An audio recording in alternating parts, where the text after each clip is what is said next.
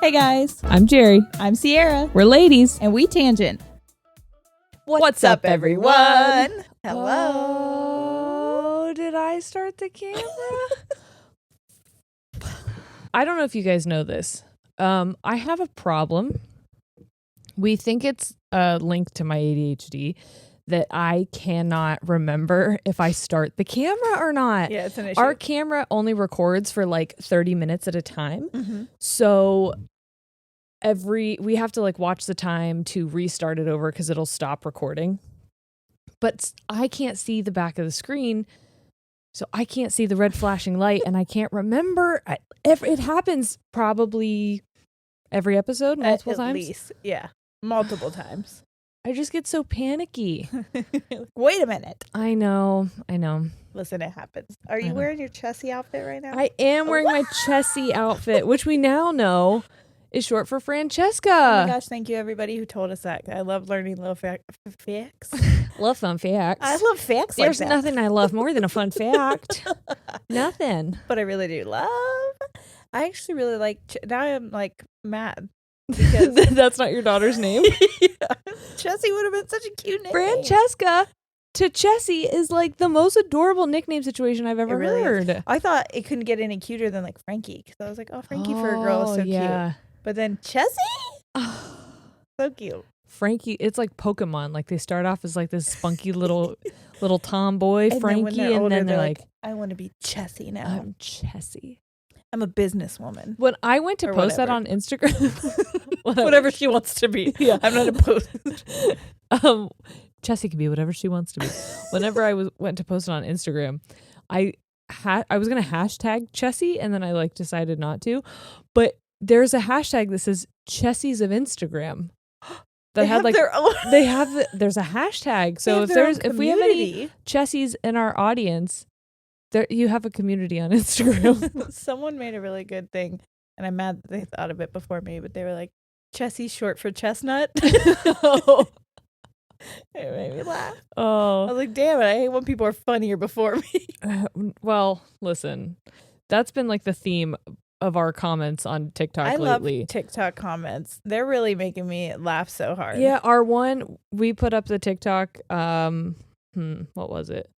About seeing like toilets being able to see through the cracks and what people say when people knock on the door. Some of them I've never laughed so hard. I was come in. Wheezing. I think that's gonna be like one was like I just scream. Someone said they panicked and yelled that they were pooping. I'm pooping. I've done that before. Oh, I hate it, but I don't know your what response to one of the comments that was like fight, flight, or freeze. I freeze. You were like, imagine if you chose fight.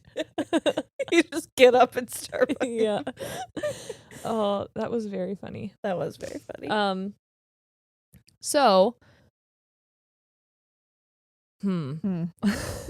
this is a hard one to transition into, because here is the thing. Yeah. We say this a lot. Here's the thing. When we started the podcast, we were about 6 months in we were about like 4 months in when the pandemic hit, and then we were about 6 months in when the tragedy with George Floyd happened. This incredible injustice happened, and then the Black Lives Matter movement. I mean, it's been around longer than that, but this was when when really people started marching, and we saw, a lot of worldwide protesting. Yes, yeah. So something that I am proud of is that when no one was looking, when no one was watching us, like, or listening to us. I mean, there were like 200 of you. Shout out to the 200 of you that were there. You're the real ones. That one of the things that was so important to us back then, and is now, is highlighting moments that are serious and important to talk about, using our platform to bring awareness to issues and utilize our voices to amplify situations that don't get a lot of media coverage or are often just kind of like brushed under the rug or forgot about. Yeah. So I'm proud that people can look back at our catalog and be like, oh, that's not something they skipped over, and something that was brought to our attention and that we had seen kind of like briefly. The news happens so fast. Yeah. Oh my God. So it's like headline and then everyone moves on because like there's so much chaos in the world all the time. Well, especially recently. Yes. But it's like in the world that we have with Facebook, it's like you just scroll and it's like 4 big headlines. Yeah. And so when something like this happens, it is huge, but then it's just like next thing. Well, it's just like Welcome to the Internet. Yeah. From Bo Burnham's special is like, I was looking at the Daily Mail and I literally saw an article about a beheading. Yeah. And then the Kardashians on a vacation. Yeah. And then an article about a mass shooting. And like, it was all, and then like puppies. Yeah. And it was all just like the same. Yep. And there's no, like the shock value of these things is gone. We're desensitized. We are. We really are. And it's jarring. Yeah. Because. Especially when you stop, because I remember when you brought this topic up to me,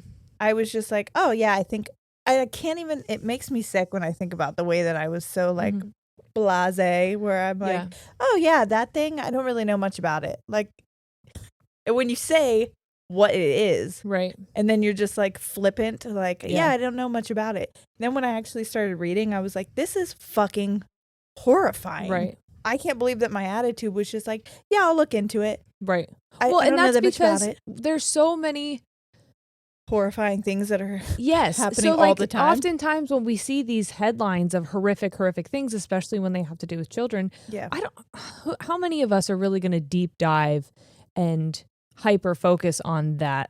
Well, I would rather just like put it down, but that's why our privilege is being able to put it down or move past it. I remember telling you that I think that's why I did it, that I was just like, oh, I saw kids and graves and I was like, can't do that. I have to keep moving along because it's obviously a sensitive topic. Right.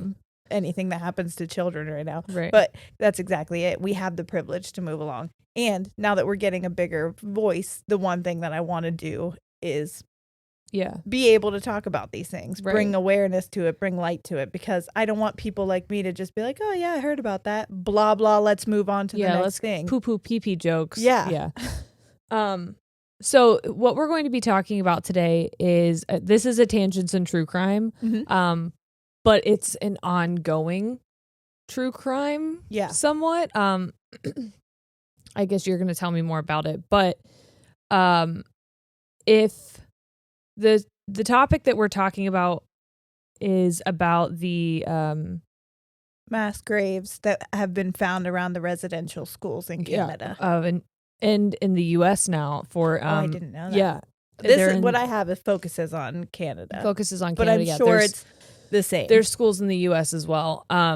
So if this is a topic that is triggering to you, and you want to skip this week, like always, what's most important to us is that you prioritize your mental health and your needs. And if this is not something, if this is too heavy for you to listen to, skip it. Go listen to something else.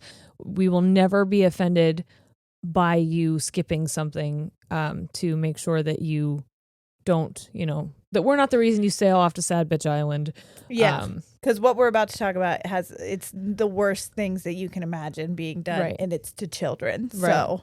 And I know that we have Indigenous people in our community, and I know that they have shared posts in the Fangens page. I think we've gotten messages before, and it is so important to me that we have spoken out about the LGBTQ plus community. We've talked about Black Lives Matter. We've talked about different things, and I never want any group to feel like looked over or ignored, especially because Indigenous people have had them being there's a lot of things. I hope we can post like links and everything to all these. So I listened to a couple podcasts and there are so many testimonies that you can listen to. I might share a tidbit here and there. I'm not going to go deep into detail because I want to post those so you can listen to it, because I think that white people have done enough of talking over Indigenous people, and I'd like you to hear their story come directly from them. That's why they're talking out about it. But what I'm going to focus on is mainly the history of what happened and a little bit about what happened and those sorts of things. But I want you to do, if you are interested, please dive deeper into it. Please listen to their stories because they are reliving the most traumatizing things that happened to them in their lives so that people can be held accountable, so that people can have justice brought, and we can get truth finally. Right. And there's a fine line. We went back and forth between deciding to have someone come on the podcast and speak about it, but we did that with our Black Lives Matter series, and we're not opposed to it. So if someone is out there who wants to come on, there's always just this fear that we have that we are shifting the responsibility of bringing awareness and educating people to someone else and not taking accountability ourselves to do our own research, quote unquote, and educate ourselves and kind of deliver that to our audience instead of just like shifting that responsibility onto someone else, and making them relive a traumatic event. So, like I said, we are not intending to speak over anyone or take that away. Our intent is to try to bring awareness and highlight what is going on, this injustice, and just kind of open people's eyes and ears to this, and hopefully learn something along the way and find ways to help make sure things like this never happen again. Yes, exactly. Because the only way that we can make sure we don't repeat history is to learn about it and be like, fucking, for real. And be like, oh, that was fucking gross. Let's never let that happen again. Right. I have my iPad here. I have so much research.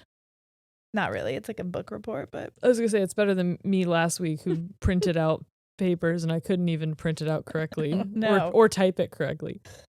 Listen, it was enjoyable what we did. All right, hold on. That's what she said. I'm trying to get like a joke in because I know it's just about not to that be anyone terrible. needs a joke, but like humor is a coping skill. I was going to say, if you hear us at any point like chuckling, or I do like this really nervous laugh, I don't even realize I'm doing it, you guys. I do it at funerals. Like it's a problem, and it's right there. Like it's not something that's funny, but when I'm talking about something really heavy, I'm like, I don't want people to hurt. This is a toxic positivity thing for me. Yes. I don't want people to hurt. So when I see people hurting or crying. Dancing monkey. Yes. I'm like, I have to make you smile. Let me make a joke. And I think that's why it's hard for us to talk about topics like this. That's why it's hard for us to do tangents and true crime. It is. We're not a true crime podcast for a reason. Yeah. Because I know a lot of people use humor as a coping mechanism, but like, it's one thing if you're talking about something that's like alleged and like mystery, and so you can like kind of fill in the blanks, you can kind of joke about it, or something that's like an alien encounter or a ghost encounter, and so it's like not necessarily real. But when it comes to this, it's like this happened to people. Yeah. And then there are people alive that are living with what they went through. And there's generational trauma. So like, which is such a real thing, by the way. Oh my God. Like you can pass trauma down from your freaking DNA. Yes. And like the generational trauma that Indigenous people have had to endure, like I can't even imagine. Yeah. And still living through new traumas. Yep. So I don't anticipate this to be anything that we laugh at, but no, I'll probably cry. Yeah. I cried a lot listening to it. So if I cry again, apologies. Yeah. Okay, let's start it off where it started, which was in May. It didn't really start in May, but this was... Pause. What were the podcasts you listened to? Okay. Why are you holding such intense eye contact with me right now? I don't know. I'm scared. Of what? Everything. All right. The one that I have, one was not a podcast. It was just like a kind of a video of a bunch. We'll have to link that. Okay. But there's a link to it, and it has a bunch of people saying their testimonies. The other one is from And where was that from? where was that one? Was that just a video from like an article that you found online? Yes. Okay. So I'll we'll have to link that. find it and link it. And then this one was I got it from theguardian.com, but it is Rachel Humphreys did it, and she had on Barry Kennedy, who was the guest, and he lived through this. He was in one of the residential schools, I believe, in the 1960s. Okay. So his it's story. so crazy to me to hear the dates of it, because it feels like it should be so long ago. Because when they think closed them in the 1990s. That's when we were born. What? They have been around from the 1800s to the 1990s. This is straight up my ignorance, because when I think of like the mistreatment of Indigenous people, which I know that there's still so many unjust things happening, but when I think of like mass colonization and things like that, I think of it as like when the Pilgrims came over. I don't think of it as like that it's happening still. And that's on the American education system, is teaching us that like the Pilgrims came over and they played nice at Thanksgiving, and then they were like, we're gonna bow out so you can have everything. We'll nicely step away for you. Yep. Like, come on, man. Yeah, all ridiculous. Of this, that there were residential schools in general, like, is still kind of, I don't really understand what it is. I didn't know they existed at all until disgusting. Until the mass graves came out, like until they were like, until that headline. I had no idea that residential schools existed. Yeah. So, okay, in May of this year, there was a discovery of the remains of 215 Indigenous children who were students of Canada's largest residential school, and they were found buried in a mass grave outside of one of the schools. Jesus. So this prompted national outrage and calls for further searches of these unmarked graves. And so in June, the Cowessess First Nation in Saskatchewan announced it had found an estimated 751 unmarked graves, the largest discovery to date. The remains were found near the former Maryville, I want to say is how it's pronounced. I listened to somebody on the podcast pronounce it, and I was like, I'm going to remember this, and then and then you didn't. And then that's what happens in my brain. Maryville Indian Residential School. That's where Barry went to school. Sorry, I want to make sure I got his name. Yeah, Barry Kennedy. I couldn't remember if Kennedy was his first name or if it was Barry. So that's where Barry went to school. And his stories from there are absolutely terrible. Like I said, I might touch on it a little bit, but that school specifically was operated from 1899 to the 1900s, and it was largely, for most of the time, under the control of the Roman Catholic Church. By the way, most of this is because of Christianity. I'm sorry if you're offended by that. These people are not good people. Yeah. So it has nothing to do with what religion you are. It has nothing to do with their religion. They are bad people. Right. But the Pope himself has never apologized for it. He has said nothing. I take serious fucking issue with that. Like, serious fucking issue with that. There are other, like, Presbyterian and I think other churches who have made a comment like, we're sorry, I guess, which bullshit anyways. But at least they tried. Yeah. The Roman Catholic Church is like, nothing. Which is disgusting. Yeah. So. Because he spoke, that's the thing that's frustrating to hear. I was raised Catholic, and there's so many, like, when I think about my religious trauma, like, one of the things that gets me the most is, like, knowing that something that I was raised on and that I believed made me a good person, I know was used to hurt people over and over and over again. Yep. And it feels like a fucking lie. And that's one of the things where I'm like, am I a bad fucking person? Right. Like, I would never, I don't understand. That. No, I don't understand it. Mm-hmm. But that's what's frustrating. I looked at the new Pope, or this current Pope, and I was like, oh my gosh, he speaks out in a positive way on behalf of the LGBTQ population. Like, that, how amazing. But knowing that he's silent on this, like, it's fucking gross. So gross. So a week later after that, the remains of an additional 182 people were found near the grounds of the former St. Eugene's Mission School. St. Eugene's was operated by the Catholic Church from 1912 until the early 1970s. Since then, Canada has seen a rising tally of these graves, finding more than 1,100 so far.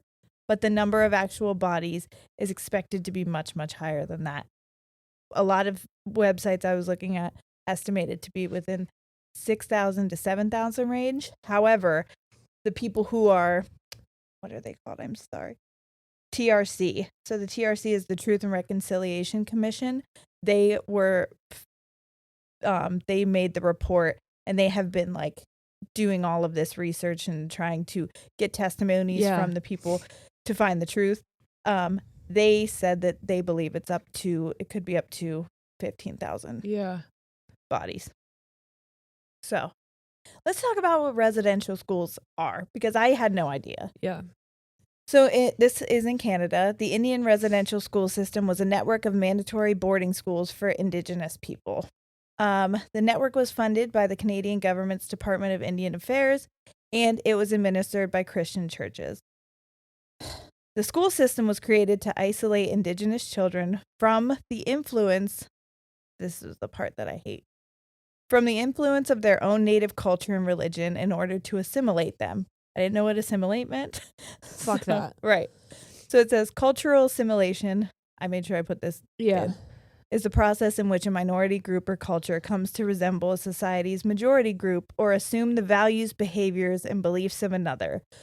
Over the course of the system's more than 100-year existence, around 150,000 children were placed in residential schools nationally. So, when Barry talks about it, he says he was sitting at dinner with his family, and they hear a knock on the door, and the dad thinks it's like a friend. So he says, "Come in," and it's a bunch of police. They come in, they just grab the children in the house and take them out, and that's it. And then they drive them to these schools. They make sure the schools are really far away from, sorry, I'm out of breath. Yeah. They make sure these schools are far away from the communities because they want to like separate them. So this is nothing that they like sign up for. This is nothing that they're aware that they're like on a list for. No. However, it's been happening. So like the mom said he said that his mom was really upset when they came in. She had gone to it. She knew what was coming. But so like they kept, I'm sure maybe you'll get to this, but like they kept them for so long and then like released them? And then let them back in. Oh, and there's a part that he talks about when they bring him back home. Sorry. Where he says that he was upset with his mom because he was like, how could you let them do this to us? And then when he's talking, he's like, I'm so mad at myself now that I had that thought to her because it wasn't her fault. Now I know better that there was nothing I could do, but I thought like, why would you let them do that to me? Right. So a lot of times they would, I don't know if they were like threatening the parents or they just took them. They were like, we're the police, we're the government. And how they kind of worded it was like, we're helping you. It was kind of like mission, sorry again, but like certain missions things where it's like, we're bringing you Christianity. We're helping you. Yeah, this is how society is now. And so we're like, saving you from your savage ways? Yes. Fucking gross. Fucking gross. So one of the first things that they did when they got to the school, which this is heartbreaking for me because if anybody knows anything about a lot of like Indigenous people's cultures, their hair is very important to them. Yes. And the first thing that they did was chop all of their hair off when they got to the school. And when they took Barry, he was 5 years old. 5. And he said he didn't understand because in his culture, when you cut your hair, it's only when like a family member dies. And so he said the fact that they were chopping it so short, he thought his whole family had died. Yeah. Also, these children don't speak English or French. And so they're made to go to these schools and they're like beaten. And you have to speak French and English. So they're trying to like erase all of their culture from them. That's what the point of these schools are. Okay, sorry. So the residential school system would remove Indigenous children from their families, deprive them of their ancestral languages, and then they also physically and sexually abused many of them. Yes. There are, in some of these testimonies, it's absolutely devastating to listen to. First of all, they said that if they would get things wrong, like when learning languages and things, they would be slapped, they would be hit, like punched, kicked. And then at nighttime, because they lived there, it was like a boarding school. Mm-hmm. So at nighttime, they would be laying there, and they had these people called keepers who would like go around, I guess, and check and make sure the students were where they were supposed to be. Keep in mind that some of the children that were found in these graves, so that attended these schools, were as young as 3 years old. So Barry says that the keepers, he said it was one of his like second or third nights there, and he would always hear kids crying when the keepers would go by. He didn't understand. He thought they were just like sad they missed their parents. Well, one time the keeper was like, "Come with me to this private room." And he tries to talk about it, and the woman is like, "You don't have to say anymore, Barry." So, I mean, he doesn't go into detail, but it's, he said it was, when they asked him about it, because, okay, so a lot of these people who were subjected to this abuse, obviously, go on to be either homeless, alcoholics, drug addicts, trying to mask the pain in some way. A lot of them get incarcerated. He said he got incarcerated twice, and when he went, he was excited to be there because half of them were people from the residential schools. Oh my God. Mm-hmm. And he said, people say like, "Wow, it sounds like you were at a prison." And he's like, "No, I've been to prison. Prison was nice. This was like a torture camp, these schools." This is like genocide. It absolutely is. It's cultural genocide. Yeah. Yeah, absolutely. So, sorry, lost my place. Students were also subjected to forced enfranchisement as assimilated citizens, so it removed their legal identities as Indians. How is, like, I do not understand how this is not, how we are just okay with this, or how people were okay with it. Yeah. How this is like not known. Yeah. There's not like insane amounts of widespread outrage. Yeah. Well, it's getting there now. I mean, I hope. Yes. I want it to be more. Yes. But I'm hoping that it is happening. Disconnected from their families and cultures, they were forced to speak English or French. Students who attended the residential school system often graduated being unable to fit into their communities, but remaining subject to racist attitudes in mainstream Canadian societies. So it's one of those things where they came home and they couldn't go back to their communities because they were so made to be something completely different. Right. But at the same time, they were still being looked at as right. They didn't fit in anywhere. Yeah. They were less than in the white community. Yep. And they no Couldn't longer fit in. Yeah. Were they had the culture beaten out of them essentially. So now they return. I can't imagine like someone over and over and over again beating me, your culture out of you, telling me that who I am and what I am and where I came from was so wrong, and then having to go back and be that way again, or not be that way and not try to be quote unquote what you've been told is normal, right? And then they not accept you either, because how you and I have both been in abusive situations. I'm not comparing our situation to this situation, right? But just for this thought process, whenever a trigger like occurs, even if I'm no longer in that abusive situation anymore, my body still reacts the same way to protect myself, even though the harm is not there. Yes. Like the threat is not present. Yeah. When I, like the first year after I got out of my abusive relationship, I couldn't go to like sports events because being around loud, drunk men was scary. Like I would react the same way where I would start panicking and like, oh my God, I can't breathe. My chest would get really tight. So I can't imagine having to go out and then be around all of these people who are quote unquote Christians, or they're people that are exactly who are like the people that were abusing you. Right. For so long. Or going home now and being in your culture that you're not supposed to be. Yes. How would you be that again? Yeah. Or how would you interact with them again when being that got you hurt. You know what I mean? Yeah. Barry says when he goes back home, he said he acted out. Of course, he was arrested twice. And, Right. Drank a lot, did drugs, all of those things. I'm not sure if he said he did drugs, but he said a lot of them do. But he said, all you felt was anger when you left there. That is the only emotion that you were able to feel is just anger. And you mentioned that he didn't know who to put the blame on because initially he was furious at his parents because he believed like, you let me. And she's like, and then he's like, I found out later, like, I hate that I had that thought because I know it wasn't their fault. Right. But it's like, at that point, you just are blaming everybody. Right. By the way, by the 1930s, about 30% of Indigenous children were believed to be attending these schools. Oh my 30%. God. Yeah. Okay. So, the system ultimately proved successful in disrupting the transmission of Indigenous practices and beliefs across generations. So it started to die out. Yeah. The legacy of the system has been linked to an increased prevalence of post-traumatic stress disorder, alcoholism, substance abuse, and suicide, which persists within the Indigenous communities today.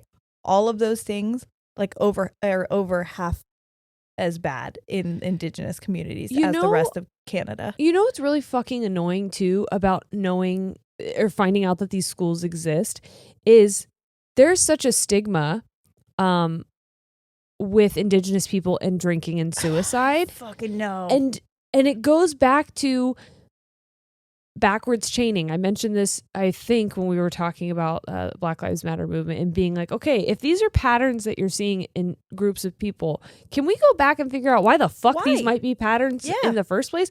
Why? Did you ever think about why these people are drinking as much as they're drinking? Right. Are you thinking about why they're doing drugs? Are you just looking at that as like, oh, there's proof that you're less than? Yeah.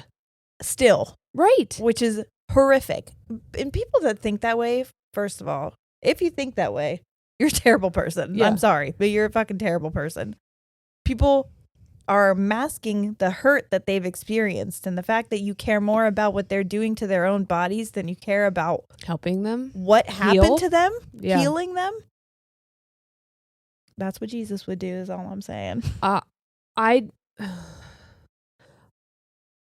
This actually is a tangent, but kind of related. I want to apologize for something that I said flippantly in I think it was a couple episodes ago. Mm-hmm. We were making a joke, making light of the fact that your ex habitually cheated on you, and that you were friends with one of the girls that he cheated on you with, and I said that you were Eskimo sisters. Oh yeah, and someone commented and said, you know, that's culturally insensitive. Like that's not okay to say. And I had no clue about that. And so I was like, oh my gosh, if someone is bringing this to my attention and saying like, hey, heads up, not okay. Yeah. I obviously am super sensitive to that and want to educate myself. And I want to bring awareness to other people to say like, hey, if you grew up hearing this thing, I thought it was like an Urban Dictionary thing. Me too. No clue what it meant. Or that it was in any way insensitive until, I mean, when you think about it, like, now it makes sense. But like, I never thought that. The thing is and I know the reason it's insensitive is because of, or the reason it's inappropriate, the reason like, you know, whatever, the reason that like, I no longer am going to be using it is because, not that I used it frequently before, but whatever. It was just, in your backlog of vocabulary. Yeah. Is because of the word Eskimo. Mm-hmm. And when we were taught about Eskimos, quote unquote, and they were just like people who lived in cold climate. Yeah. It was like never Alaska or whatever. It was never like, no one ever dove into like what was an Eskimo and what, like, I can't even remember. It was just like people who live in cold places. Yep. They're called Eskimos. Yep. And now it was almost presented as like, that's a cute thing. Huh? Yeah.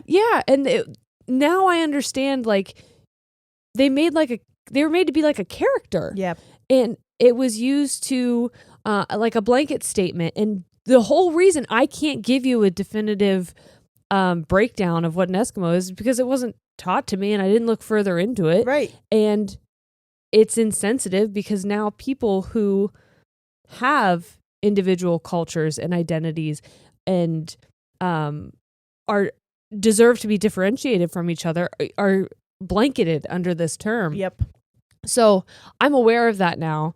I understand. And so if anyone else like didn't know about that, like look it up. Please, yeah. So apologies for that. And I'm glad that someone pointed it out to us so we could speak about it and I don't know, take accountability, bring awareness. No, that's important. It's again, there are things like that we do with other people of color, like Spanish words or term black for, I don't know, even like a thought process. But like what I'm thinking of right now is you're my spirit animal. Got it. You know what I mean? Which again, I never really thought any differently. And I think so many people don't. I mean, it took until like this year to realize, but that's to indigenous people. That's an offensive, like, that's our culture. Yes. And we're using it as like, oh, it's such an or that's such a like flippant thing to say. Well, we grew up on movies like Brother Bear. Yeah. And saw, you know, like, oh, his spirit animal was a bear. How cool would it be? How cute. And so like there's these almost magical things that are it was almost like indigenous people weren't real. Yes. They're just characters. Yeah. They're just cutesy little things and look at their magic and look at how they dance around a fire and look at all of this stuff that we're is not just talk like about the horrible things that happen to them, but we're going to take the cutesy things. Stereotype the shit out of them. Mm-hmm. And we're going to profit and monetize those things and push it down your throat and basically steal their culture for our gain. Yeah. To make and you not think, understand what we're saying when we say spirit animal. We're not thinking about that at all when we say it. And that's a huge part of their culture. Mm-hmm. So why are we even using that term? Well, to just be, oh, it's so like whatever. Well, someone brought that up to us because that was one of our first TikToks. Exactly. And I'm to whoever you were, thank you for that. Because again, that's something I didn't know. It was something that I had just been saying because I'd heard other people say it. And I was like, that's a fun. Right. And I had seen it on different shows and movies and things like that. And because it is like a cool thing to think about that like your spirit is connected to something. But like that's not mine to just callously like speak about without fully understanding or without like having it as a part of my culture. Like and I don't know, maybe it's not. Maybe someone who is an indigenous person is listening to this and being like, you're making way too big of a fucking deal. I don't know. That's not my call to make. Yeah. And the thing is, even if it's offensive or like it's bothering one person, I don't want to do it. Yeah.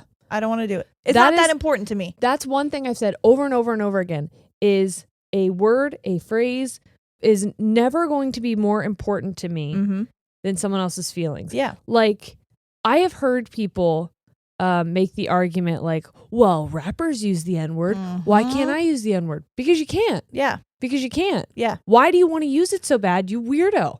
Why is it that important to you? Right. Drop it.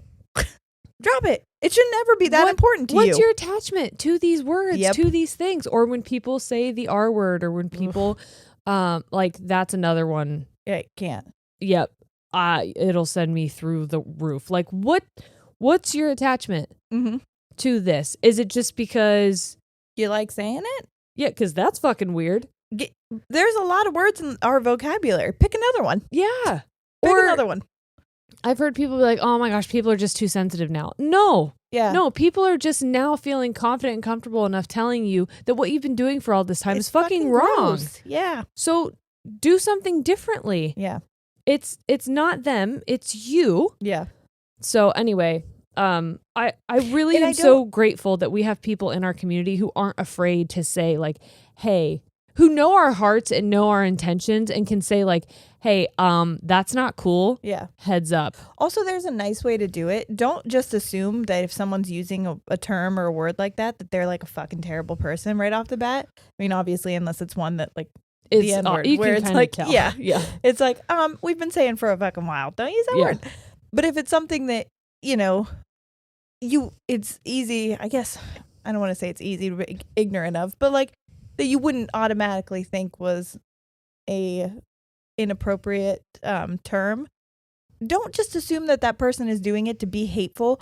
If you can tell them like nicely, hey, just so you know, that's what these people did to us. They were like, hey, I love you ladies, so I want you to know that this term is actually kind of like problematic. But if you want to look into it.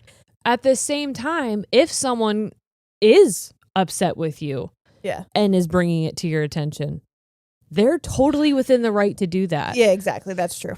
So like if and understand maybe why they're upset. Yeah. So like, I think I'm so grateful that there are people in our community who feel comfortable correcting us. And do that kindly. But I think it's because, you know, we try and they know that we try. But at the same time, if someone didn't know who I was and heard me say it on the street and was like, what the fuck is your problem? Absolutely don't say that. I'd be like, oh my God, my bad. Sorry. I will definitely not do that again. I'll look into it. Also, don't expect people to educate you. Like we just said, and we could have, obviously. But like, if someone's like, hey, that's kind of a problematic term, like, look it up. Yeah. If you don't know, don't be like, well, tell me why. Yeah. It's not a lot of people's jobs to educate. Right. We all have the internet. You can Google it. Why is this inappropriate? And there's a million articles that'll come up. Yeah. So. Yeah. Tangent-y. Wow. Well, I just think we're not trying to get on our soapbox, but it's just like, it's important. Like, words matter because here's the thing. Things like this can go on for as long as it did without people giving a shit, because small little words and phrases and movies and whatever make these people seem like less than human. Right. And so it's easy for us to be like, I don't really care, or to sweep it under the rug. Not that you were doing that or that I was doing that. I'm just saying, as a society, it makes it easier for people to be like, well, let's move on to the next thing. Yeah. Whereas these are human beings and this shit is happening to them and it's a big fucking deal. Right. So it should be looked at as. We don't get to tell people how long it takes for them to move on from generational trauma like this, because there are people still alive who went to these schools, whose parents went to these schools, who lost children, who lost family members. Like, this is half the kids in these schools were in charge of like digging these graves for their dead classmates, and for us to just be like, oh, get over it. Yeah. No. You don't get to tell people or just to do dress up like Pocahontas for Halloween is like, oh, so you'll dress up like Pocahontas, but you won't acknowledge like what the fuck would have happened to her, someone like her. Mm-hmm. Yeah. It's not, their culture is not a Halloween costume. Yeah. Okay. So Christian churches were essential in the founding and operation of these schools. The Roman Catholic Church in particular was responsible for operating up to 70% of these schools. The National Chief of the Assembly of First Nations, Perry Bellegarde, says it was our government's policy to get rid of the Indian in the child. That's in quotes. What does that even mean? Hold on. He said it was a breakdown of self, the breakdown of family, community, and nation. So basically, that's genocide. Yes, exactly. So I think that he was not saying it as like, I think that he's saying the government's policy was like, we got to get rid of it. Let's stamp out everything that like it's polio? Makes them. Yeah. It's like, let's stamp out everything that makes this person who they are, because we don't like it. Yeah, because it doesn't fit in. Because it's not what we are. Right. It's different, and we're scared of different. It makes us uncomfortable. It doesn't fit our agenda. Mm-hmm. Wow. Yeah. The Landmark Truth and Reconciliation Commission, so this is the TRC, they started establishing this big report. They took in so many of these testimonies, and they tried to hear all these people out, and they compiled this big report, and then they released it in 2015, and it detailed the sweeping failures in the care and safety of the children and the complicity of the church and the government. The authors wrote, government, church, and school officials were well aware of these failures and their impact on student health. If the question is, who knew what, when? The clear answer is everyone in authority at any point in the system's history. So like this was not chills. Yeah. This wasn't going under the radar. This was not a secret. This is not something that this you could was be intentional. Like, oh, I didn't know that was happening. I'm so sorry. It's like if you were in That was the plan. a position of power, you knew what the fuck was going on. Yeah. How did that? I do not understand how that many fucking people get into a room and no one stands up and says, this is wrong. Hey, maybe a bad fucking idea. Yeah. Maybe a bad idea. Maybe these are actual children. Maybe these are human beings. Maybe How do you beat anything out of someone? I don't know. I saw something the other day that made me like sick and want to cry, and it's because it's something that I struggle with. I have major impulse control issues when it comes to being overstimulated. So when my kids are like really, really loud for a really long amount of time and I'm like talking myself down, one thing could happen. Like yesterday, Ollie came over and sprayed me with a sprinkler, like after I had just tried to put out like so many fires with like frustrations in my kids. Yep. And I lost it. And I just grabbed the sprinkler and I walked really far away and like threw it on the ground. Not my proudest moment. Right. I'm just like, I'm freaking done with this. This needs to be away from me because I'm losing my cool. And Ollie just stood there and cried. And I remembered, I think it was a TikTok or it was some kind of something I had seen. And it was like, when you do that to your kid and they stop what they're doing immediately, it's not because they learned. It's not because they know what they're doing is wrong. Kids don't have the ability to decipher that, especially at 2. Their frontal cortex is not developed. Right. What happens is you triggered their fight or flight. Yep. And they froze. Yep. That's what happened. They didn't learn anything. Yep. You traumatized them. Yep. And like, it makes me sick. Yeah. Thinking that my inability to regulate my emotion is now occasionally traumatizing my child. Right. And I don't understand how all of these adults didn't understand or care what they were doing. That they were traumatizing all these kids. Yeah. For what? So that they talk like you? Yeah. Act like you? Think about the same, religion in the same way as you? That to you made it worth it? Like, I don't understand. I don't want to talk to any of those people, but like, genuinely, what would your fucking response be, guy? Yeah. What the fuck was going on in your head? Yes. You thought that this was a good idea. The rationalization, the mental gymnastics to justify that. I do not understand. Yeah. The biggest problem was that the housing was poorly built, poorly heated, and extremely unsanitary.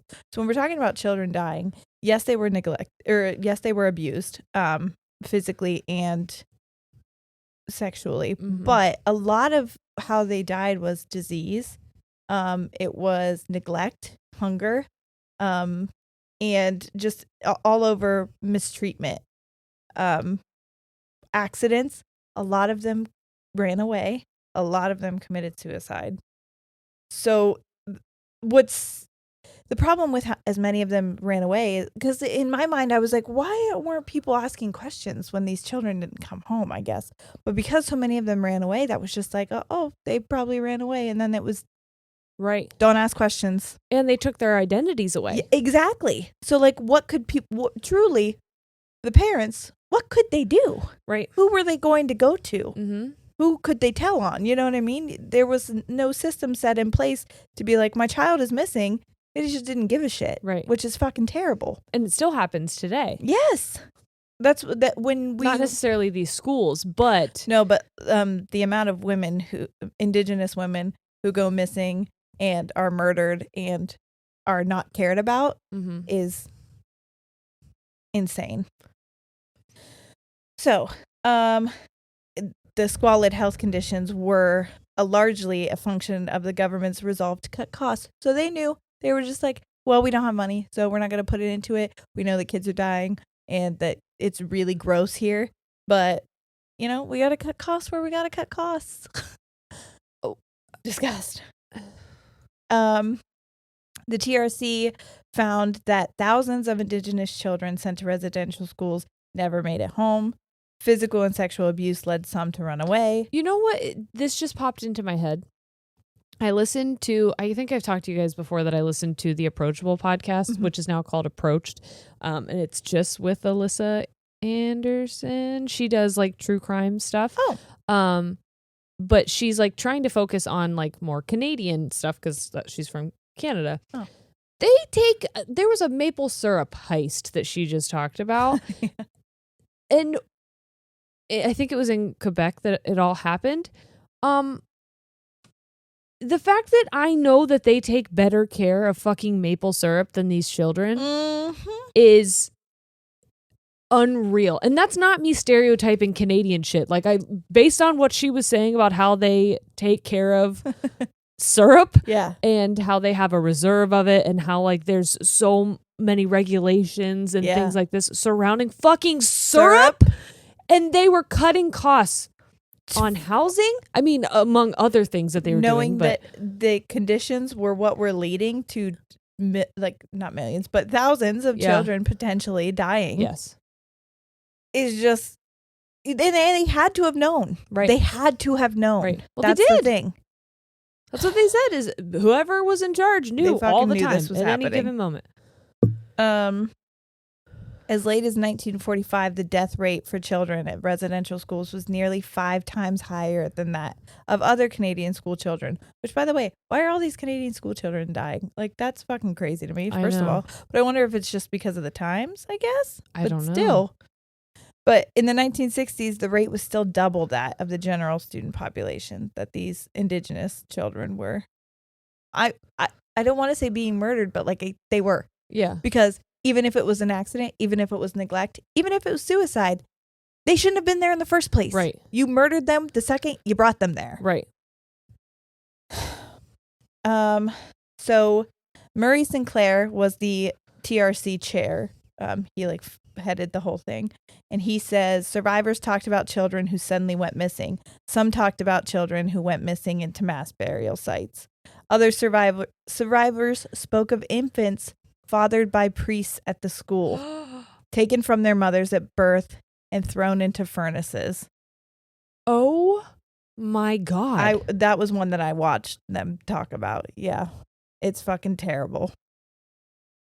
The TRC identified 3,200 confirmed deaths. This is people who knew of somebody who had died. But they noted that the work of identification and commemoration was far from complete. They estimate some 6,000 children may have died. But now, like I said, as more of this comes out, the number keeps rising.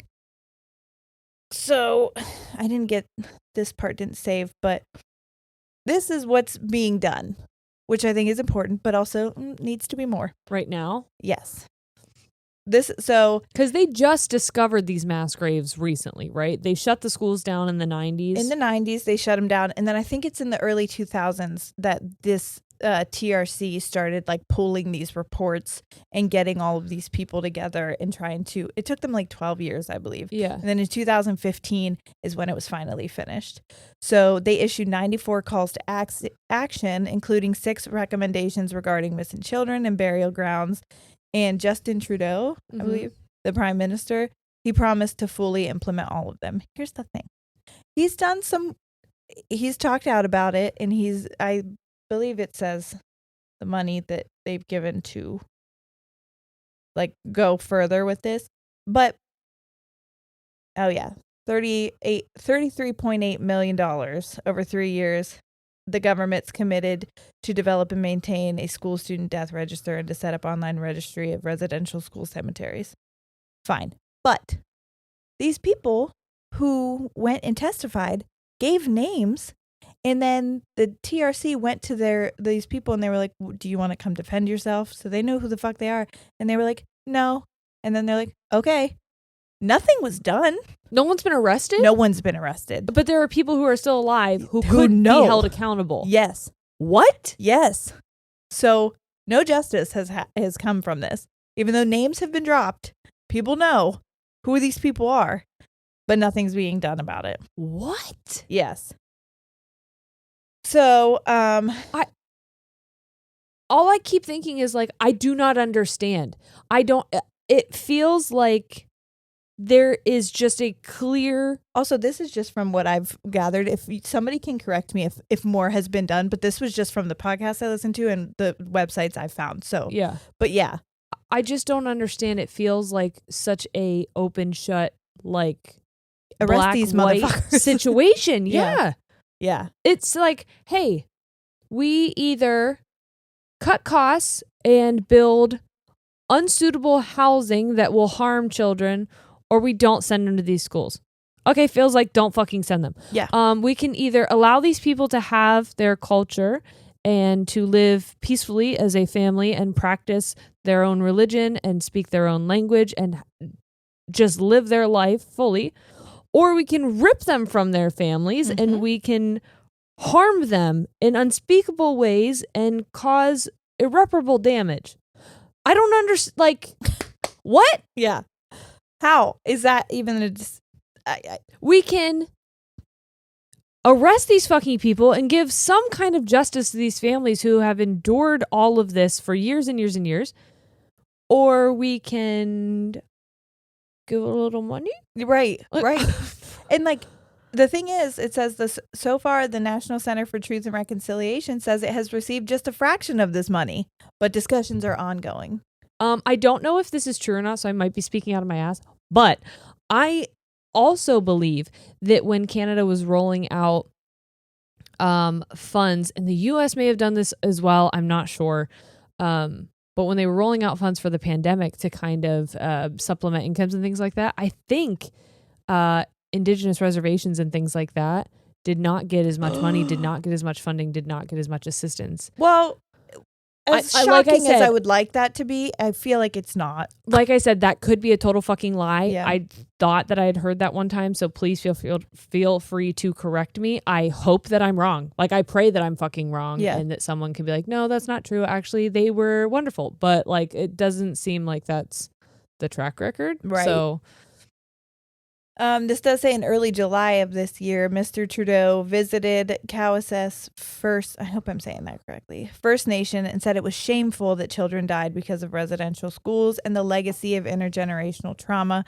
caused by the policy. Which, thank you for the words. Now please fucking do something. yeah. Do you think that people who came into power after knew? Well, and here's the thing. I believe Justin Trudeau he became prime minister in 2015, I believe. Yeah. So, like, all I remember is people just talking about how hot he was. Right. But, like, so people, like, I mean, he knew because at that point that report had come out. Got it. So I don't know if he was saying things then or if it was when these graves were found that he was like, oh, shit. Oh, but it's like you had fucking people. Unless you want to say that you didn't believe them, but like you had testimony. Right. People were telling you how terrible this was. So like, why did it take so long for you to even say that it was shameful? That should have came way earlier, I believe. I want to look and see. Other Indigenous leaders have all pressed the government for a thorough investigation of all 130 former school sites to find any more unmarked graves, which is just, it gives me fucking chills. Miss Scott, who I'm not sure who she is. I just threw her name in here. Sorry, everybody, I messed that up. But she says Trudeau has been willing to move on this. He's got a lot of words, but we really need to see action. Yeah, we said the same thing. The discoveries also cast a shadow over the country's July 1st Canada Day holiday. So I apologize. I'm not Canadian, so I don't know what that is. I'm assuming, would it be like our July 4th kind of thing? I would assume.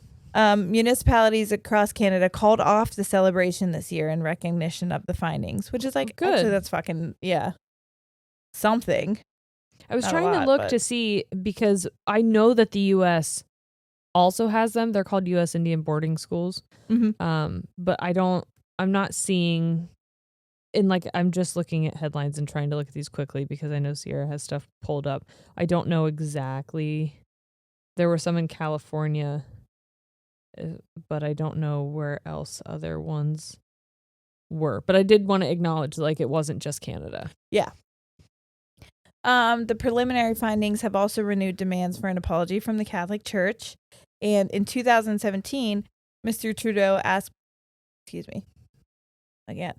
Yeah. I got heartburn. In 2017, Mr. Trudeau asked Pope Francis, he directly asked him to apologize for the church's role in running Canada's residential schools. Excuse me. But the church has so far declined. The United Anglican? Thank you.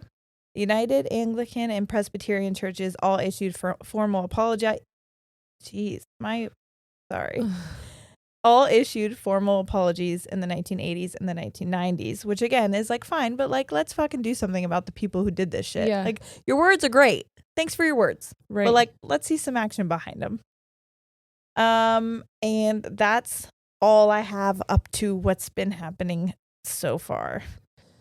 That is like I knew that the schools existed. I knew that they found the mass graves, but like I didn't know the government's involvement or awareness of it. I didn't know that they basically put it all together. Yeah, the reason behind it. I didn't understand the number of lives lost. Well, that's what when I heard about it, I was just like, "What is going on here?" And again, I think it was easy for me to push off because I was like, "Ugh, something that happened in the 1800s." And then when I realized that they were still around in the 1990s, I was like, not that it should always matter, no matter how far back it was, but like that to me was just so much more like shocking that and I have moments people are alive that this happened to. Yes, and it's made to sound like it didn't.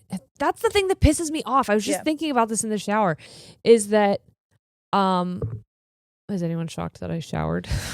A little bit. But I was thinking like I'm so frustrated with our education system, and I understand that, you know, like certain topics are maybe not the best to bring up to fourth graders, but like these events were happening to fourth graders. Right. So if like they can happen to children that young, I think we can teach it to children that young. Sorry. I just am so pissed that things like this were taught to us like they were so long ago, and I grew up. We fixed it. I grew up thinking, oh my gosh, I feel so lucky to be born in a time where things like racism and sexism. Yes, and all of these things are taken care of, and we're like a big melting pot, and everyone loves everyone, and how wonderful it is that I was born in this time.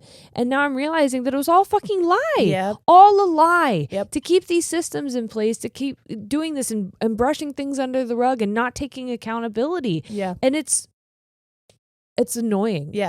And I know that terrible. Like speaking from a place of privilege, that all it is annoying to me. All it is frustrating to me. And I can't imagine being in a position where this has affected my family and my life for years. It's absolutely terrible. That's why, again, I feel like, how much do you want to listen to two white women rant about this? I get that. But at the same time, it's like the least we can fucking do. Honestly, at this point is the least we can do. I wish I could do more. Right. If I had held any position of power, I would. Right. But like, if the people who are directly like in charge of shit are still just like, oh, sorry, but what am I to do? It's like just the most frustrating thing in the world. And terrible when, like you said, when you learn about it and you realize like it wasn't something that was just, oh, it's over now. It's still going on. We still have people. In Barry's testimony, he says that he went and he was basically like told that what he was saying was bullshit by the people who were like, I don't know if they were cross-examining him. I was confused with how it wasn't like an actual court thing, I think, but basically he was like, they were basically just telling me that I was making shit up, and they were like, we don't accept your testimony because you were 5 when it happened, so we don't really, your credibility's a little. And he's like, the fact that I remember it as specifically as I can, and I was 5, should fucking tell you how horrible it was. Should tell you how traumatic it was. I remember vivid things from being a 5-year-old. Like, he didn't say this part. This is me talking. But him remembering things that vividly at 5 years old should tell you that it was a pretty fucking fucked up thing. Mm-hmm. And that's why survivors don't come out and speak on things, because they're made to believe that they're crazy. They're made to believe that their memories aren't real and that they're too young to understand what was going on, and they're dramatizing things. Or they said he wasn't credible because he had been incarcerated, which it's like a direct influence. Yep. That's the thing too. They'll use these. Oh, you have a history with alcohol. Oh, you have a history with incarceration. Those are a direct influence of the things that you did that traumatized me, and now you're using them against me. That's an effect. Can we look at the cause, maybe? Yeah. No, because it's perfect. It's exactly what they wanted. Mm-hmm. Well, now of course you were an alcoholic. Of course you ended up incarcerated. You're an Indigenous person. Yeah, that's so typical. Yeah. You just look unstable, and now... So you created this problem and then used it to reinforce a stereotype and... Anyway. Yeah. I can't. It's... absolutely terrible. So I really, really, really encourage all of you, if you've made it this far, and I hope you have, to please keep looking, please keep listening. Yeah, we'll put the links in the description so you guys can go and if and when you're ready, do your own, have your own. Super triggers on anybody who, sexual and physical assault. They talk about it, pretty. Yeah. Some people go into depth. I mean, the babies in the incinerators was probably the worst thing that I heard. But I couldn't even listen to all of them. I wish I would have. But pretty shocking that people who are so pro-life would toss an infant into an incinerator. Well, yeah. They're also supposed to be priests and not have sex, right? Yeah. So, it's just terrible. It really is. It really is. Like I said, if you're taking offense to it because it's your religion, I wouldn't claim to share their religion with these people. No. These are horrible people. These are bad people. I don't care what religion they follow. These were bad people. And that's why it's important to speak out about things that happen within something that you claim to be your faith, your religion. If shit like this is happening, you have to call it out. Yeah. Like, you have to bring that shit to the light and be like, no. Hold people accountable. I fucking love our community more than anything in the world, our fans and the people who listen. I love you guys. I think you're all amazingly wonderful people, and I'm proud of you as like human beings. But if I fucking found out that any of you were doing some gross shit, I would call it out so quickly. Why? Because I love you and I love the rest of everybody in it, and I don't want that one person tainting all of it. Right. Because that's not who I am. I know that's not who the majority of you are. Right. All of you, I hope. Yeah. But you know what I mean? That's the thing. If something like that is terrible that is happening, call it out and distance yourself from it. Right. Because you should be taking those priests if you find out about it. How many times have we heard of the Catholic Church hearing this shit and just relocating the priest so that it doesn't follow them around? I mean, it happens more than it should. Right. So... gross. And and I'm sorry that one was heavy, but also I'm not sorry because I think it's important. Yeah. And I don't want anyone to ever think that, like, if we're not speaking out about something immediately or quickly, we don't care. Yeah, and we said this before, it takes us time to get into a headspace where we can kind of deep dive into these topics and sit down and have a conversation. Do it justice. I really did. Like, I thought it's so important. It deserved so much of my energy and focus. Right. And I really tried to do as much as I could to figure out, because again, I knew nothing about it going into it. And so I wanted to be able to explain these little parts of it as well as I could so that, and we know that there's more to the conversation. This isn't it. This isn't where it ends. We just hope that we've opened a door and started a dialogue. Please feel free to engage with us, share with each other, be respectful. If you have more to add, please. Yeah, respectfully. Yeah. If you have more to add. If I mess something up, again, I was using certain links, so correct me if I'm wrong. Yeah. If there's more that I missed, please let me know. I would be happy to share it so that the rest of everybody else knows. So. Don't feel like it's your responsibility. If you're someone who is an Indigenous person, don't feel like it's your responsibility to educate everyone. Yeah. Because we know how long you've been telling your stories and that people aren't listening, and it's time for that to change. And if at any point in time, like, we were stumbling over our words and I'll I'll just say right now, I've been having a panic attack this entire time. Me too. Yeah. So if it sounds like, I'm on the verge of crying, and like this certain topics, like some of this stuff is triggering to me. Yeah. And it's hard to talk about, but it is important. And so this is a trauma response that I'm having, but I do want to apologize if like we misspoke or we fumbled over words. It's just because this is wrong when we said something. I truly meant everything in the best way possible. Yeah. I was just it's hard when you're trying like dissociating half of the time and trying to get all your stuff. No one said anything. You haven't even heard it yet. This is already just me panicking, feeling like we want to do justice to this. We want to bring awareness to this, and we want everyone to know that our best intentions are just to educate, bring awareness, and to do better. Yeah. So thank you guys so much for listening. Thank you to anyone who has been sharing your stories or sharing articles or just attempting to shed light on this in our community and elsewhere. We appreciate you and we see you. And be kind to your mind. Yeah. Do whatever you need to do to take care of yourself after listening to this. This was really heavy. So we love you and we will see you next week. All right. We're out. Goodbye.